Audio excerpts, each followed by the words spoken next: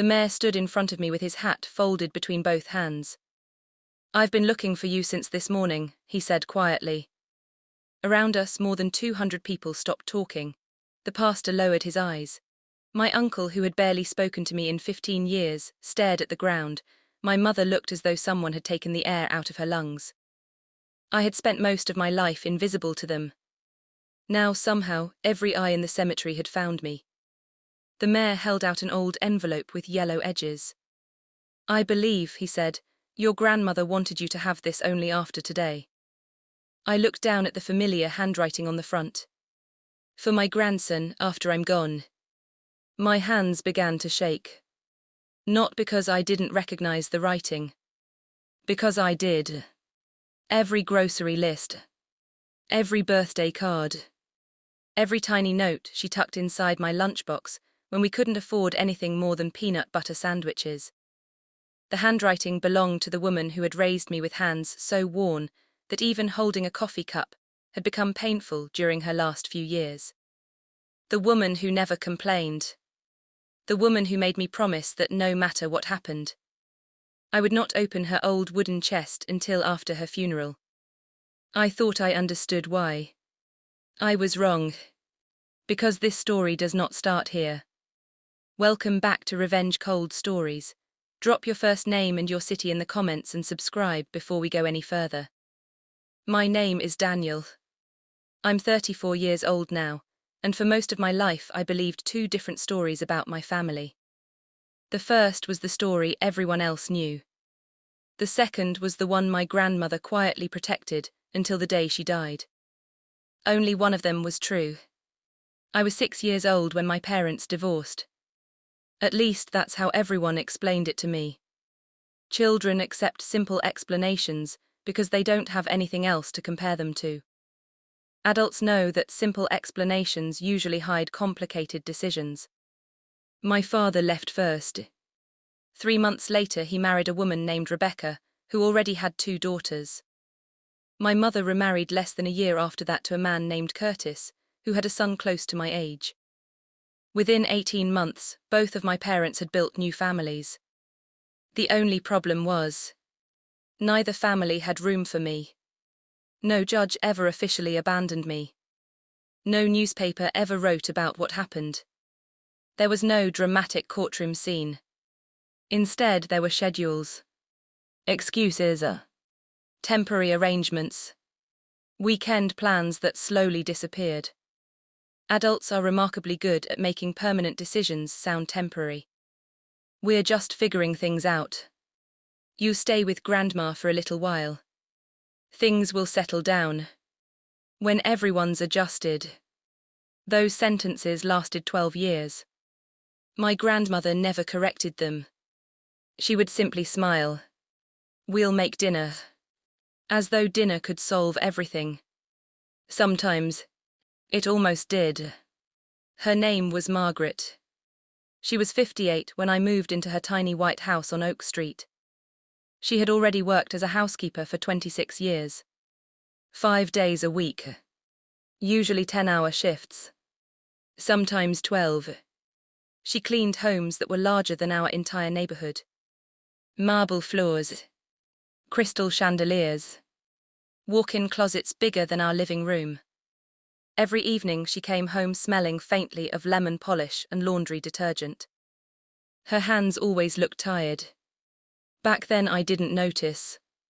Children rarely see exhaustion. They only recognize presence. She was always present. Every school concert. Every parent-teacher meeting. Every scraped knee. Every nightmare. Every science project held together with tape because we couldn't afford the expensive materials. When teachers asked where my parents were, Grandma answered without embarrassment. "I'm his guardian. Nothing more. Nothing less." There wasn't bitterness in her voice. Only certainty. Looking back now, I realize how difficult that must have been. She was raising a growing boy while earning just enough to keep the lights on. She budgeted everything. Every Sunday afternoon, she'd spread cash across the kitchen table. Rent, electricity, Water, gas, groceries, medicine. Whatever remained went into a blue coffee tin labeled school. Some weeks it held $30. Some weeks $3.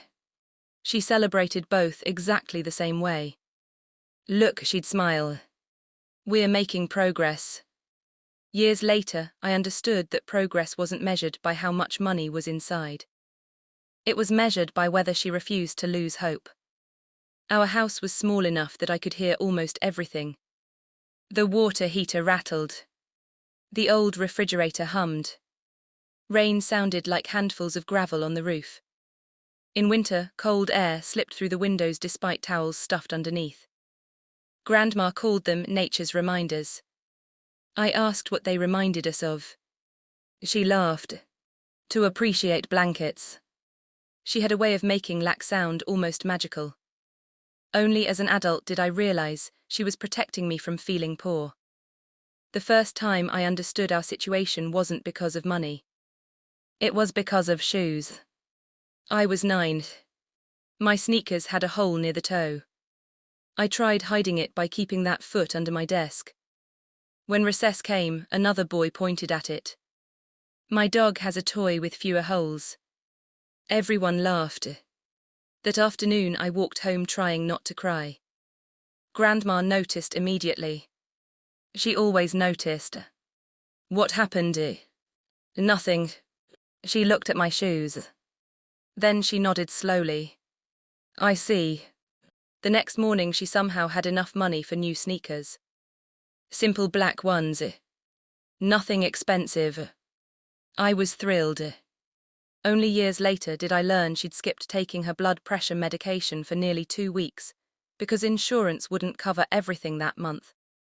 She never told me. The pharmacist did. Long after she was gone. That's who she was. She absorbed discomfort before allowing it to reach me. At 10 years old, I still believed my parents would come back. Birthdays kept that hope alive. Every birthday I'd sit near the front window around noon. Grandma never asked why. She already knew. Sometimes my father would arrive around 3. Sometimes my mother around 5. Sometimes neither. Whenever one of them did come, the visit rarely lasted longer than 40 minutes. They always brought gifts. Video games. New clothes. A bicycle once. Children confuse presents with effort because they don't know what consistency costs. Grandma never competed.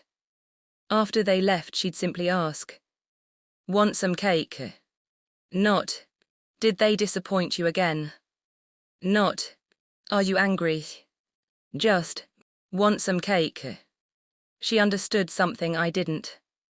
A child can survive disappointment, but forcing that child to choose sides creates a different kind of wound.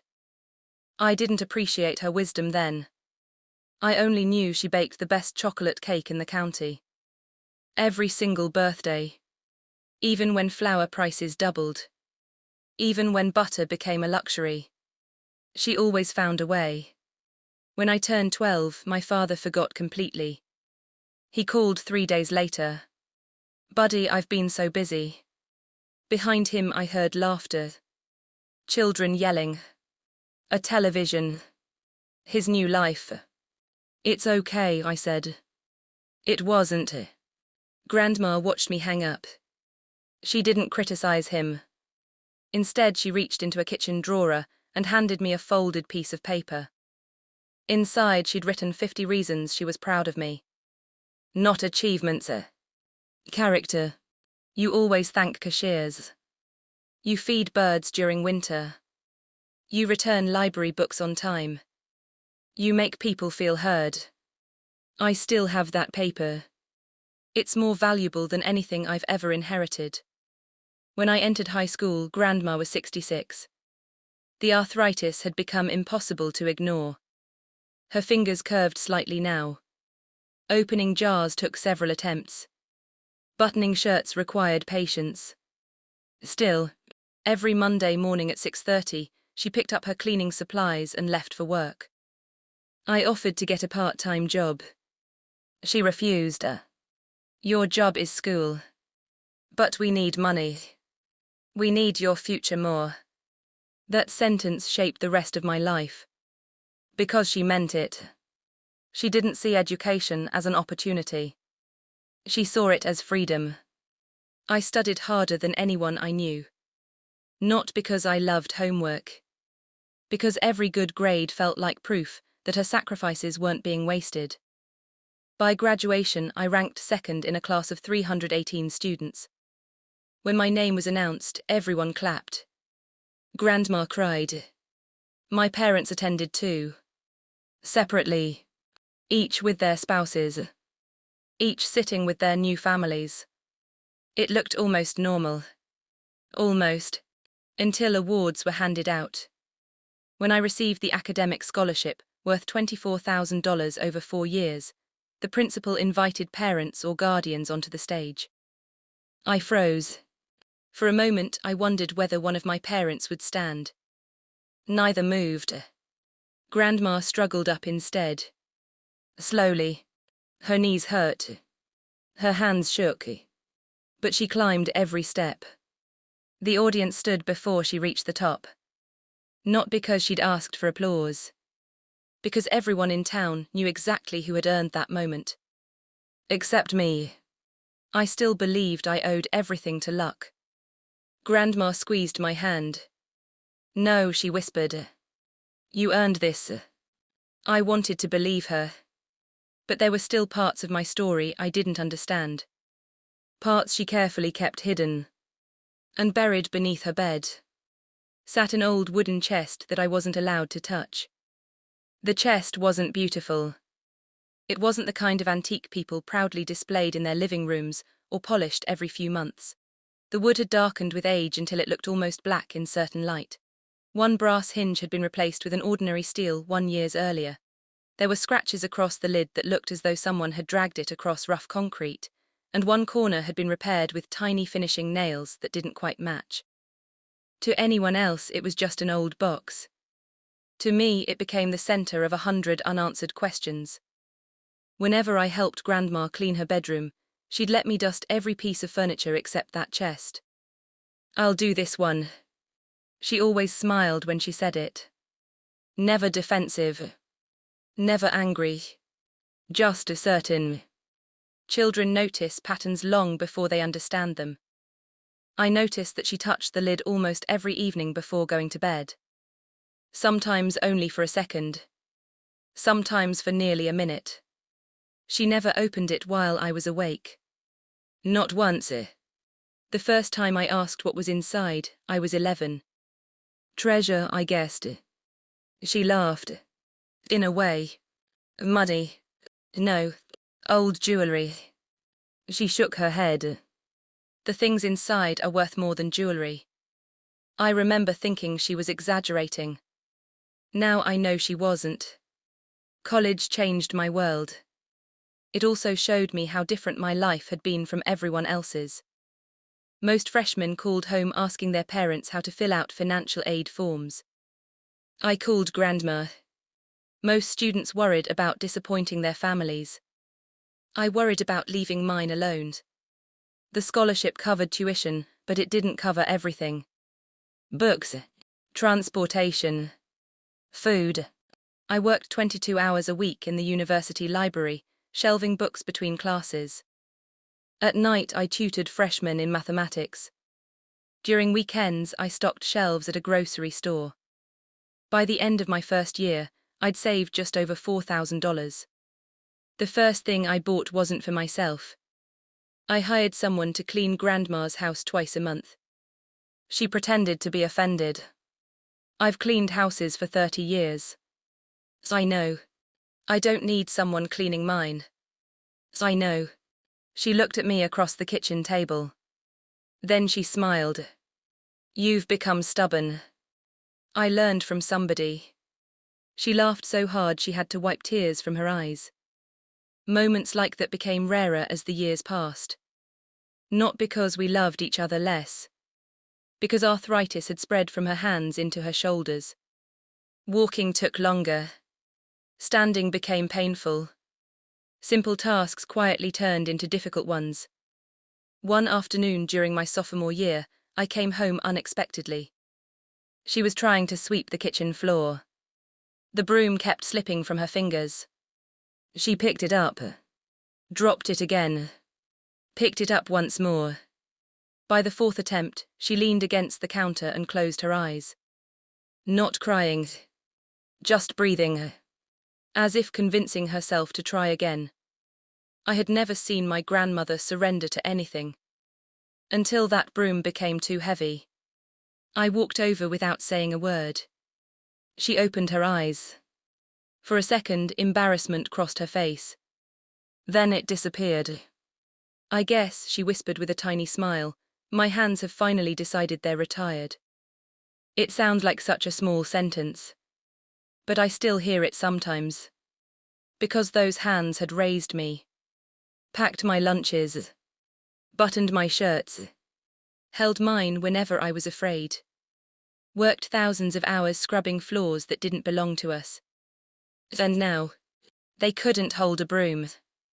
That evening, she officially resigned from the housekeeping company she'd worked for almost 34 years. Her supervisor cried. 3 of her longtime clients visited our house during the following week. One brought dinner. Another paid for 6 months of her prescriptions without telling us. A third handed her an envelope. I know you'll try to refuse, the woman said. So I'm leaving before you can. Inside was enough money to cover nearly 8 months of bills. Grandma stared at it for a long time. Then she quietly folded the envelope closed. I must have cleaned their homes better than I realized. No, I answered. You loved people better than you realized. She didn't respond. She simply reached over and squeezed my hand. By the time I graduated, I had accepted a position with a regional engineering firm. The salary felt unreal. $72,000 a year. I remember reading the offer letter 4 different times because I thought there had to be a mistake. Grandma insisted we celebrate. She cooked despite my protests. Halfway through dinner, she suddenly stopped eating. What is it? She looked around our tiny kitchen. Do you know? What? I spent years praying you'd never have to choose between paying the electric bill and buying groceries. I smiled. I won't. She nodded. I know. Then, after a long silence, she added something I'd never forget. That's all I ever wanted. Not a bigger house. Not vacations. Not recognition. Just that. The freedom to buy groceries without fear. Success changes your relationship with money. Love changes your relationship with success. Within 3 years, I had paid off every debt she had hidden from me. The small credit card she'd quietly used for medicine. Gone. The medical bills she insisted weren't important. Gone. The mortgage balance that still lingered on the house. Gone. The day I handed her the paperwork proving the house belonged entirely to her, she stared at the documents without speaking. I don't know what to say. You already said it. When? Every time you packed my lunch. She shook her head. You always were sentimental. I learned from somebody. She smiled again. That same smile. The one that had carried both of us through almost 3 decades. My parents watched all of this from a distance. Not with anger. Not even with jealousy. Mostly with awkwardness. My father, Richard, was 62 by then. He had built a successful landscaping business with nearly 30 employees. He wasn't a cruel man. People often assume that parents who leave are heartless. Life is rarely that simple. My father believed that providing financially solved emotional problems. If someone struggled, you bought them something. If someone was upset, you paid for dinner. If someone felt abandoned, you mailed a birthday gift. He genuinely thought he had done enough. Not because he didn't love me. Because he measured love differently. Looking back, I think guilt had quietly reshaped his definition of fatherhood, until generosity became a substitute for presence. My mother Elaine was different. She avoided conflict so completely that difficult conversations simply disappeared. If ignoring something postponed pain, she ignored it. If postponing a decision hurt someone else instead, she convinced herself it was temporary. That had been her pattern for decades. She wasn't malicious. She was afraid. Afraid of disappointing the family she had built after the divorce. Afraid of reopening old wounds. Afraid that admitting one mistake would force her to confront hundreds more. Fear can look surprisingly polite. It smiles. It sends Christmas cards. It asks about your job. It never asks about your loneliness. For years I mistook that politeness for love. Grandma never corrected me. She never defended them. She never condemned them either. Whenever I complained, she'd listen quietly. Sometimes for an hour. When I finished, she'd only ask one question. Do you feel lighter now?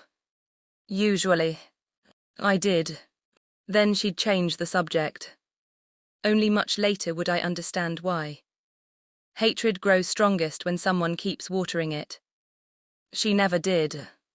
Everything changed during her 79th year. At first it was little things. Forgetting appointments.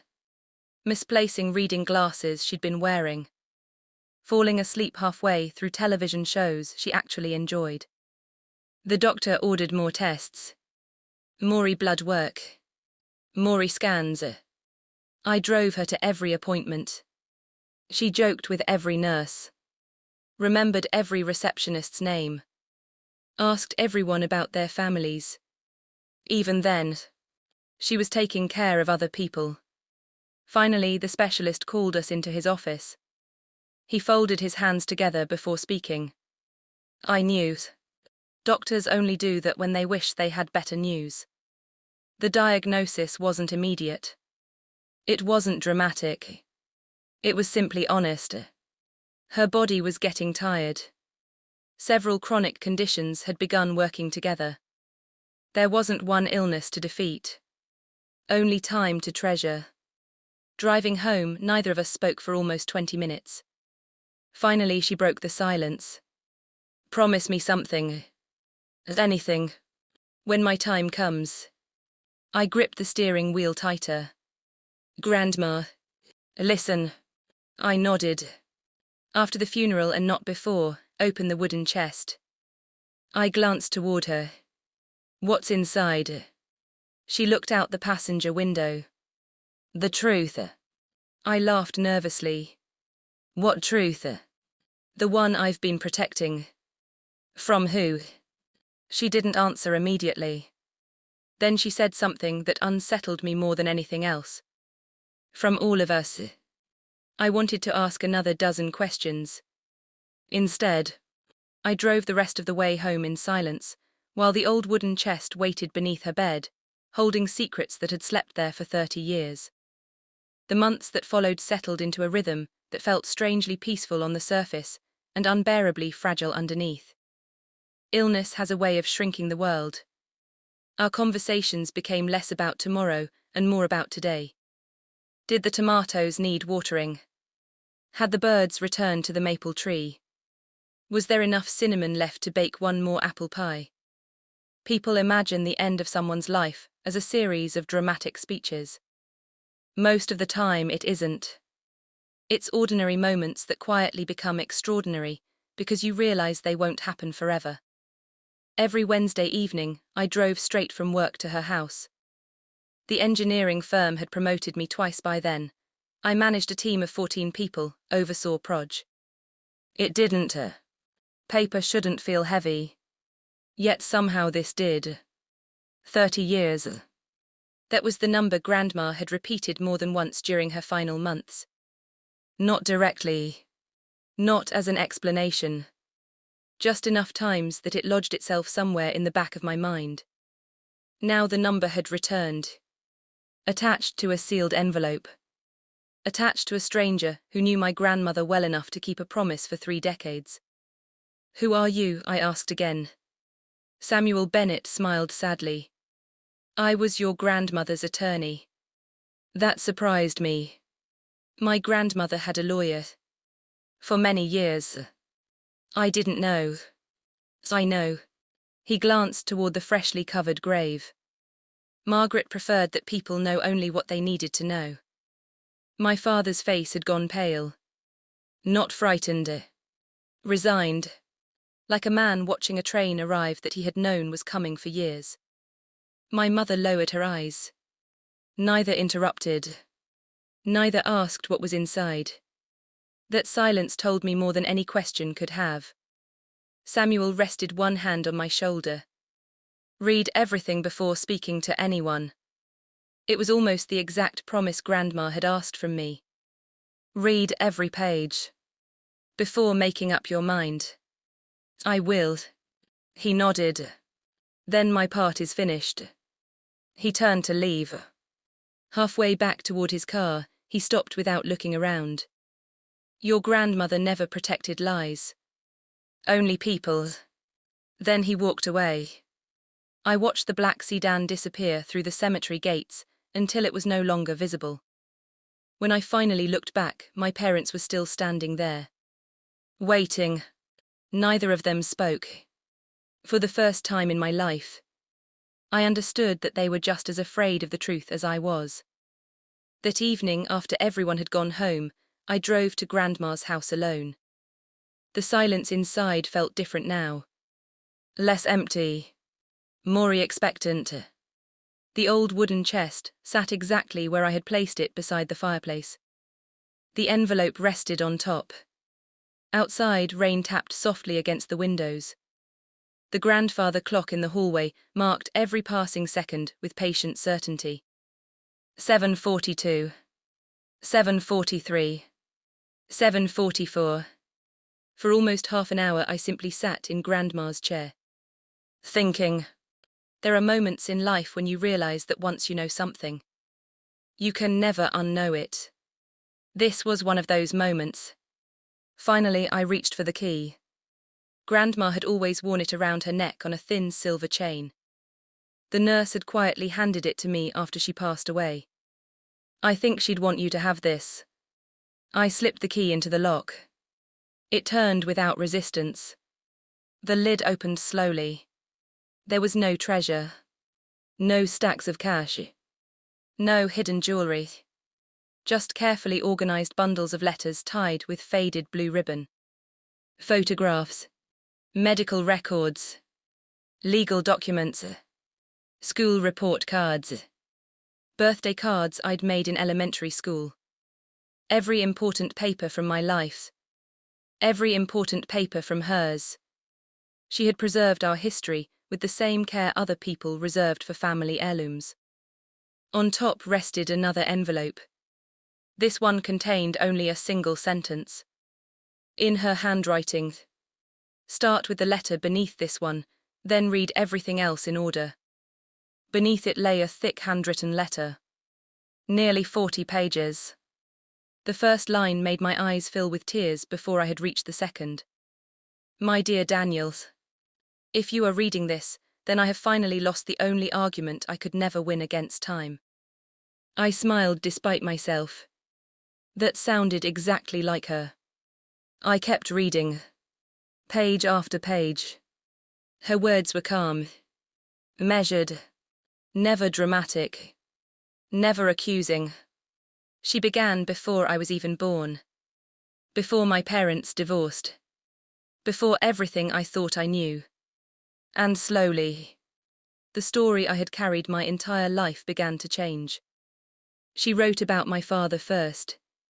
Richard had adored me from the day I was born. She described the way he refused to let anyone else install my crib because he insisted on doing it himself. The way he drove 23 miles one night because the pharmacy near our house had run out of infant medicine. The way he once fell asleep sitting upright beside my hospital bed after I caught pneumonia. None of those stories matched the man I thought I knew. Then she wrote about my mother. Elaine had struggled with severe depression after my birth. Not for weeks, for years. She had hidden it from almost everyone, including me, including many members of the family. Grandma explained how my mother often believed everyone would be better off without her. How ordinary tasks sometimes felt impossible. How ashamed she had been of needing help. I stopped reading. Not because I doubted Grandma. Because I had never imagined that possibility. The woman I remembered as emotionally distant had once been fighting battles I never saw. I took a long breath and continued. The letter didn't excuse anyone. It explained them. There was a difference. Then I reached the sentence that changed everything. The divorce was not the beginning of our family's pain. It was only the moment everyone finally noticed it. I read it 3 times. The next pages described years of financial hardship. Medical bills. Counseling. Arguments that grew louder because both of my parents were frightened, exhausted, and convinced they were failing. Neither knew how to ask for help. Both tried to appear stronger than they felt. Eventually, their marriage collapsed under burdens neither had learned to carry together. Still, that wasn't the secret. Not yet. I turned another page. Grandma's handwriting became slightly shakier. As though even decades later, remembering was difficult. There is one thing I never told you. I made that choice deliberately. You deserved a childhood before you deserved the truth. I leaned forward. Every sound in the house seemed to disappear. Even the rains.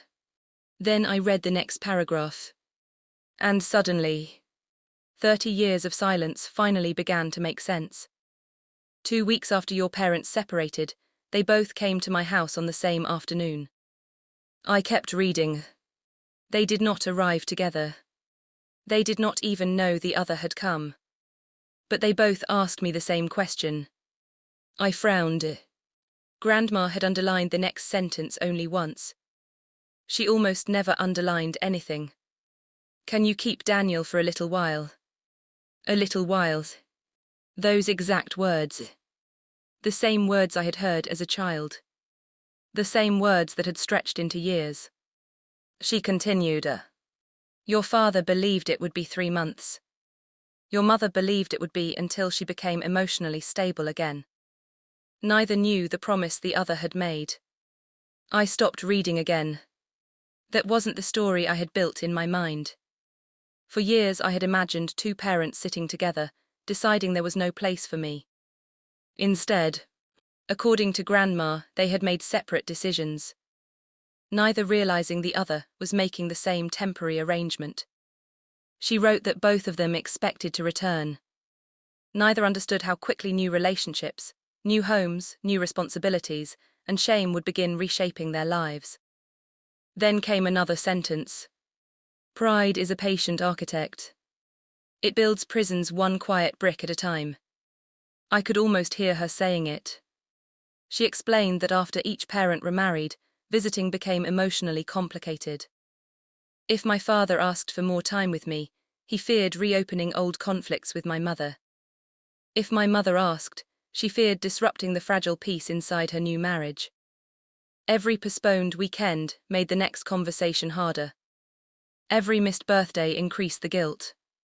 And guilt, untreated, has a strange way of convincing people that avoiding someone hurts less than disappointing them again. I thought about every awkward phone call, every forgotten visit, every birthday gift that arrived instead of a person. For the first time, I could see the pattern without approving of it. Understanding isn't agreement. Grandma knew that. She had written it herself. You may understand someone and still grieve what they failed to give you. I whispered the sentence aloud. It felt like something people spend decades trying to learn. Then I reached the pages she had never wanted me to read as a child. The ones about herself. Samuel Bennett begged me to file for permanent custody. Legally, I could have fought. Emotionally, I chose another path. My heart tightened. She explained that Samuel had prepared every document. The court believed she had a strong case. Teachers, neighbors, doctors, everyone was prepared to testify that she had become my primary caregiver. Then she wrote the question that had kept her awake for weeks. Would winning you mean teaching you to hate your parents? She answered her own question. I believed it would. So she refused. Not because she thought they had done enough. Not because she approved. Because she believed that a child should never carry an adult's war. Even when the adults deserved criticism. She admitted that Samuel had argued with her. 4 days. He believed the law should reflect reality. She believed love sometimes required leaving certain doors unlocked. Even if no one walked through them. I closed my eyes. Suddenly, memories returned with painful clarity. Every time I complained about my parents, Grandma had listened, never adding fuel, never calling them selfish, never telling me stories that would permanently poison my view of them. I used to think she was protecting them. Now I understood. She had been protecting me. Hatred would have become part of my childhood. She refused to let that happen. The letter continued. There were nights when I wanted to tell you everything. Especially after you cried yourself to sleep. Especially after birthdays.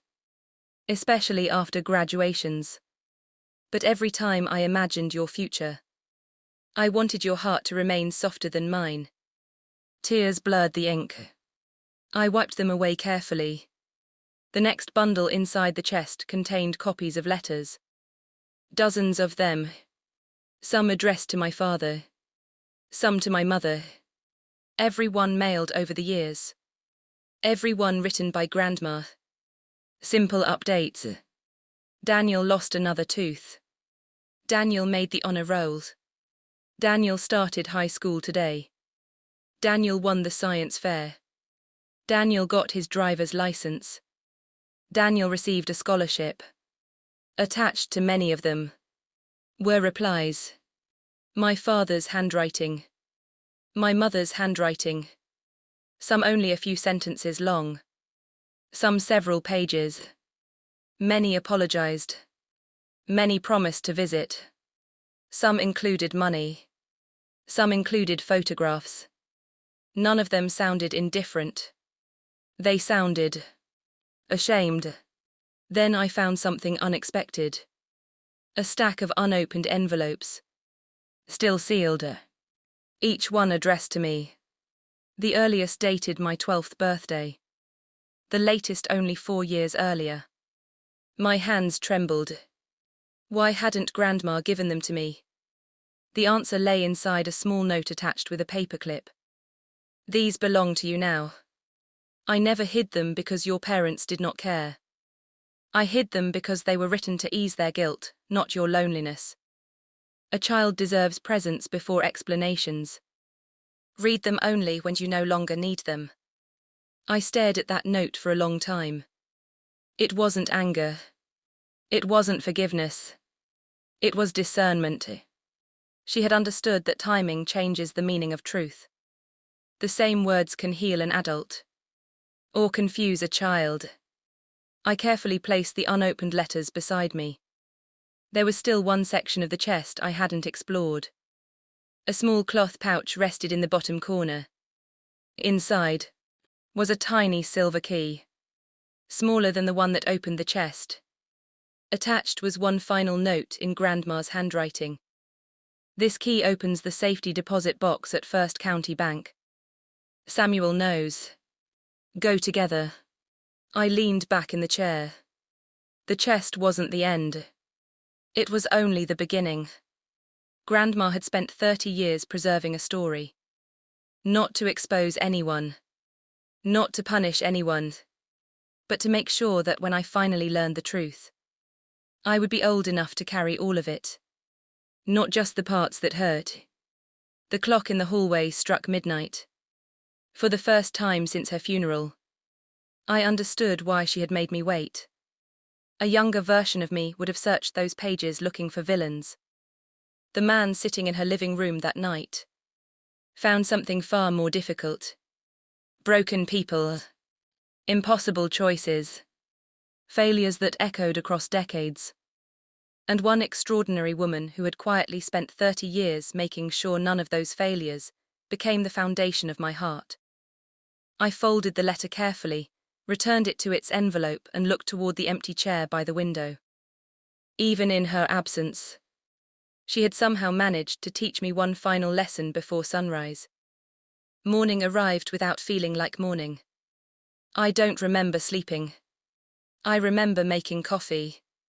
I remember staring at the steam rising from the mug. I remember reading the first page of Grandma's letter again, as though the words might change overnight. They didn't. Truth rarely changes. Only the person reading it does. At 9 o'clock sharp my phone rang. Samuel Bennett. I thought you might be awake. I've been awake all night. I expected that. There was a brief silence.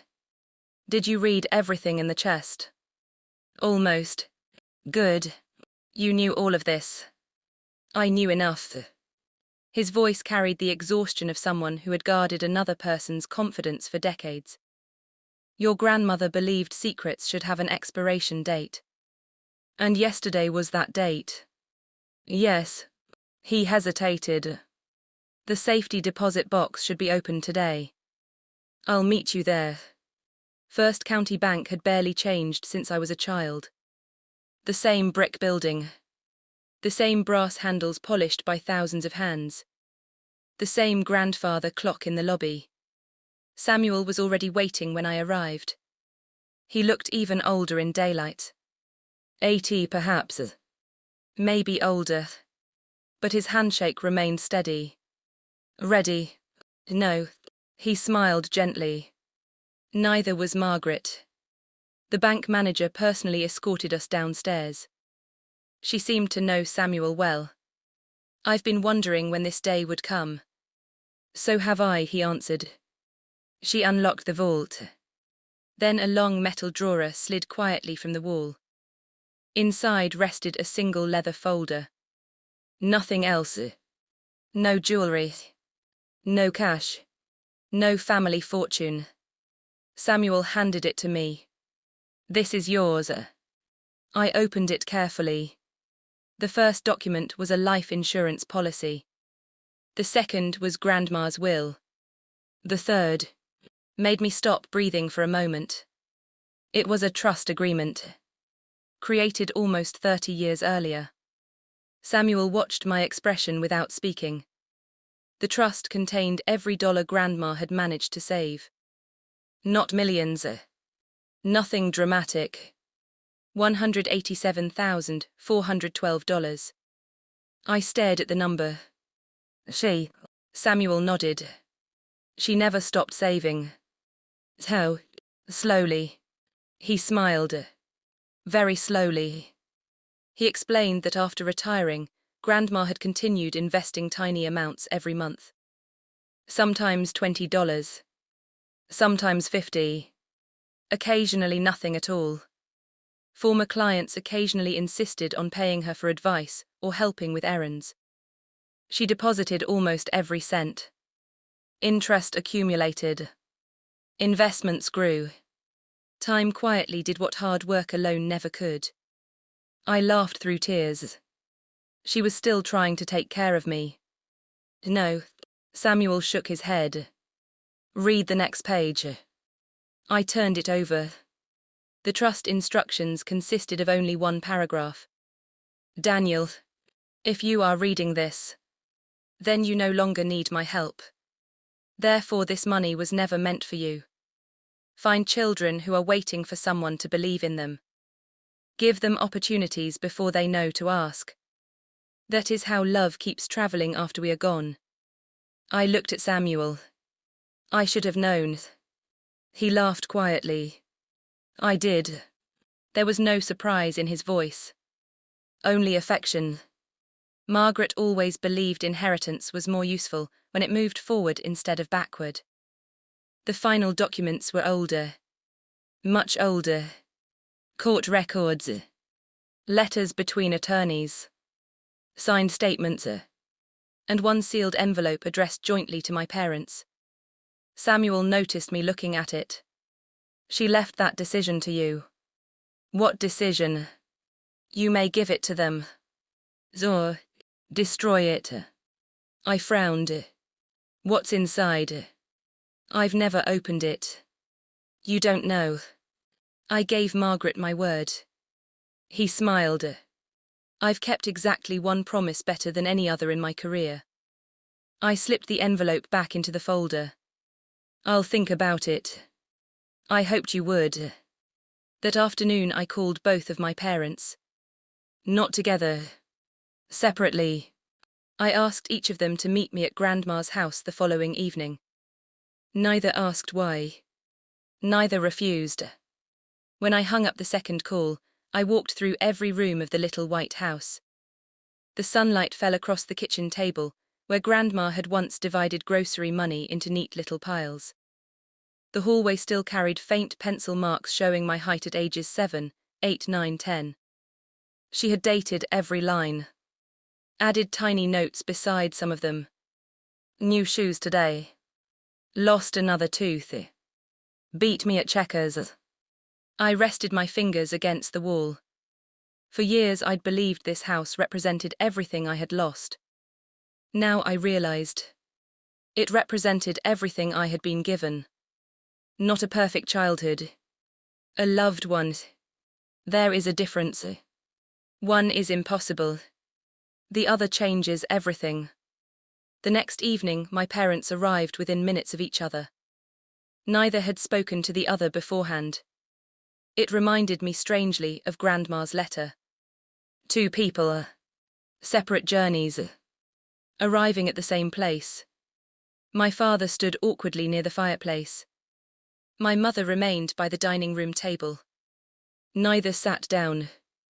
I placed Grandma's letter on the coffee table.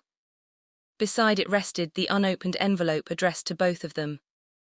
My father noticed it immediately. His shoulders sagged. She kept it. You know what it is. He nodded once. I think so. My mother closed her eyes. I hoped she'd burned it. I looked from one to the other. I spent 34 years believing you chose another family over me. Neither interrupted. I know now the story is more complicated. My father whispered. Not less painful. No, I agreed. Not less painful. Silence settled over the room. Not hostile. Just honest. Finally, I asked the question I'd carried since finishing Grandma's letter. Why didn't either of you come back? Neither answered immediately. My father spoke first. Because every month that passed. He looked down at his hands. I became more ashamed. He swallowed. I'd tell myself I'd visit next weekend. Then I'd miss that one too.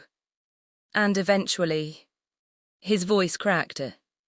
I convinced myself you'd be better off without another disappointment. My mother quietly nodded. I told myself the same lie. Tears rolled down her cheeks.